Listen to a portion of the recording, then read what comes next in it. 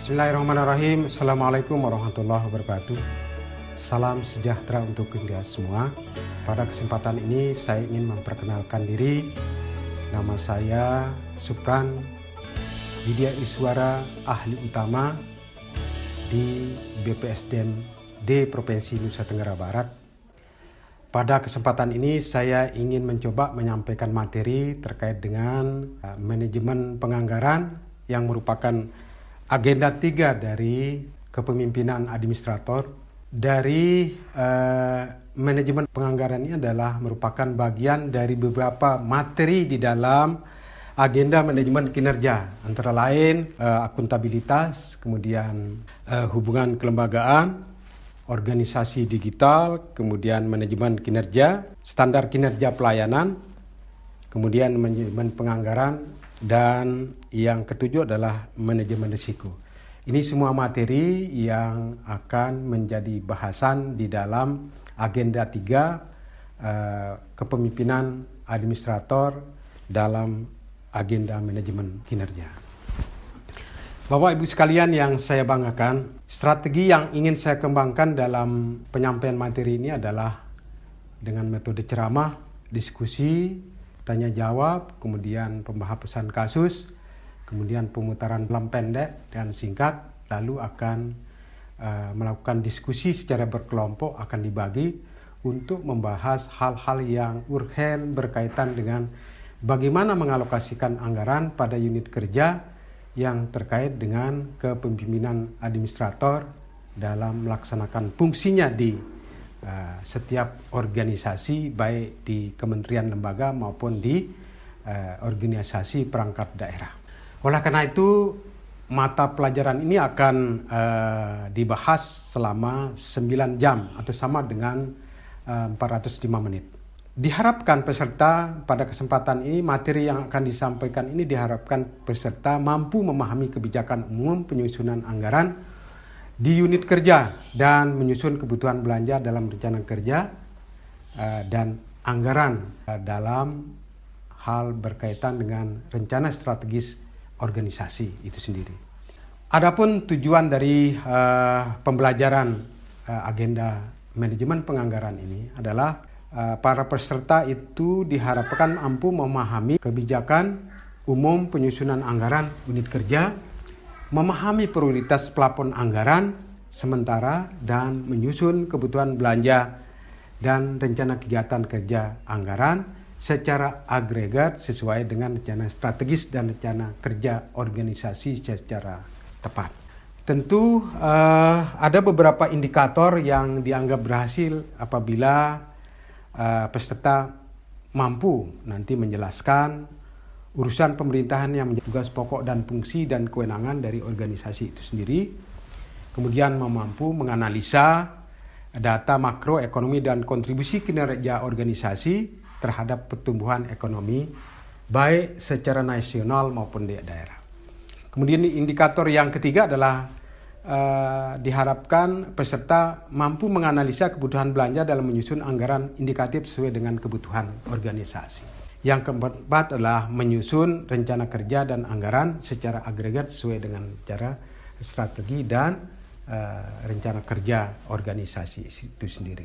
Bapak Ibu sekalian yang saya banggakan, peserta diklat yang saya muliakan, dalam manajemen penganggaran ini ada 4 pokok yang sangat penting yang harus kita bahas dan termasuk juga sub pokok materi. Yang pertama adalah kita bicara tentang urusan pemerintahan yang menjadi tugas pokok dan kewenangan organisasi. Dalam hal tahap pertama ini kita akan bicara tentang konsep kebijakan, tata kelola, perencanaan dan penganggaran berdasarkan peraturan perundang-undangan. Lebih-lebih sekarang di daerah bahwa ada peraturan pemerintah nomor 12 tahun 2019 yang berkaitan dengan tentang pengelolaan keuangan daerah. Lalu dijabarkan di dalam Permendagri nomor 70 tahun 2019 tentang sistem informasi pemerintahan daerah. Yang kedua dijabarkan dalam PP 12 ini adalah sesuai dengan Permendagri nomor 90 tahun 2019 tentang klasifikasi, kemudian kodifikasi dan nomenklatur perencanaan pembangunan dan keuangan daerah. Yang ketiga ya tentang Permendagri nomor 64 tentang tahun 2020 tentang pedoman penyusunan anggaran pendapatan dan belanja daerah. Inilah yang harus kita bahas dan harus kita kupas dan kita jabarkan di dalam hal bagaimana memahami konsep kebijakan tata kelola perencanaan pembangunan anggaran berdasarkan peraturan. Yang kedua adalah tata hubungan RPJMD, RPJP, Rencana Pembangunan Jangka Panjang Nasional dan Rencana Pembangunan Jangka Panjang Daerah, itu jangka waktunya 20 tahun. Kemudian dijabarkan dalam RPJMD, RPJM, N dan RPJMD, kemudian RKPD, Rensra, kemudian Renja, OPD atau kelembagaan kementerian dan lembaga. Kemudian kerangka kerja perencanaan dan penganggaran. Yang selanjutnya adalah kita akan bicara dalam tahap pertama tentang urusan ini adalah mengenai konsep perencanaan. Bagaimana konsep perencanaan yang sebenarnya? Sehingga di dalam penganggaran agar lebih tepat apa yang direncanakan akan mampu didanai sesuai dengan pagu indikatif nanti yang diberikan oleh pemerintah maupun pemerintah daerah. Yang selanjutnya adalah logika model sebagai pendekatan dalam penyusunan perencanaan. Yang selanjutnya komponen perencanaan dan penganggaran. Pada materi yang kedua, kita akan bicara tentang bagaimana kita memahami data makroekonomi dan kontribusi kinerja organisasi terhadap pertumbuhan ekonomi daerah dan nasional.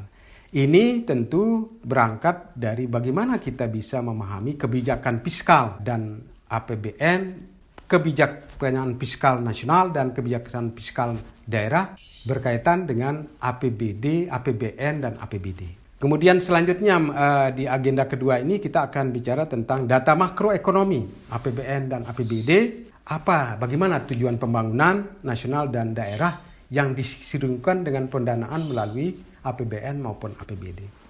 Kemudian dalam materi pokok yang ketiga yang akan kami sampaikan adalah bagaimana menyusun kebutuhan belanja dalam penyusunan anggaran indikatif sesuai dengan kebutuhan organisasi.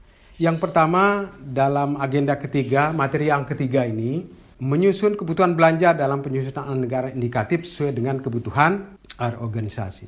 Di antara lainnya adalah bagaimana kita bisa memahami kebutuhan belanja dan penganggaran, kemudian keterkaitan perencanaan, penganggaran, dan kebutuhan belanja barang dan jasa, lalu keterkaitan antara tupoksi, tugas pokok dan fungsi kita, lalu bagaimana kegiatannya, outputnya seperti apa dari rencana aktivitas itu sendiri, kemudian komponen-komponen dalam pembiayaan. Kemudian menerapkan pendekatan penganggaran. Materi yang terakhir, materi yang keempat dari manajemen penganggaran ini adalah kita bicara tentang penyusunan rencana kerja dan anggaran secara agregat sesuai dengan rencana strategis dan rencana kerja organisasi itu sendiri. Di dalam materi yang keempat dalam hal penyusunan RKA ini, penyusunan kerja dan anggaran ini, kita akan membahas tentang bagaimana penganggaran berbasis kinerja. Kemudian yang kedua adalah syarat penerapan penganggaran berbasis kinerja, kemudian konsep-konsep dari dan kebijakan indikator kinerja itu harus jelas. Kemudian yang selanjutnya kita akan bicara tentang kriteria penetapan target kinerja. Selanjutnya siklus penerapan penganggaran berbasis kinerja. Lalu bagaimana dengan struktur anggaran dalam penganggaran berbasis kinerja?